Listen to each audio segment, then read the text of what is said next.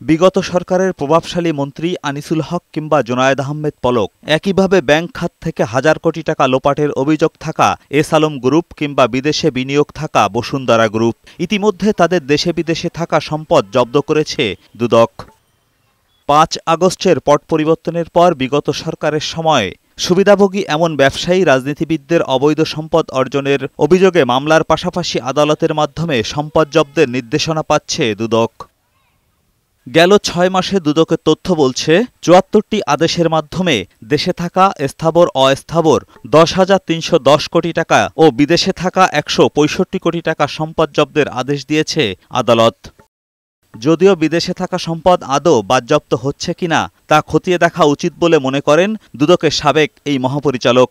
সংশ্লিষ্ট সেই মামলায় সেই ব্যক্তির সাজা হওয়ার দরকার আছে, সেই সম্পদ বাজেয়াপ্ত হওয়ার দরকার আছে আদালতের মাধ্যমে, এবং সেই মামলা একেবারে চূড়ান্তভাবে নিষ্পত্তি হওয়ার দরকার আছে। একদম হাইকোর্ট, আপিল বিভাগ এগুলো সব শেষ হওয়ার পরে তারপরে সেই বাজেয়াপ্তের আদেশ সংশ্লিষ্ট দেশে পাঠাতে হয়, এবং সেই দেশ যদি এটা কার্যকর করে তাহলেই সেই সম্পদ ফেরত আসতে পারে। এদিন খুলনা ৬ আসনের সাবেক এমপি আখতারুজ্জামানের বিরুদ্ধে ১৩ কোটি টাকার অবৈধ সম্পদ অর্জনের অভিযোগে মামলা করেছে দুদক। অপরাধ অনুসন্ধানকালে প্রাথমিকভাবে প্রমাণিত হয়েছে, এই কারণে তার বিরুদ্ধে দুর্নীতি দমন কমিশন আইন ২০০৪-এর সংশ্লিষ্ট ধারায় একটি মামলা রুজু হয়েছে।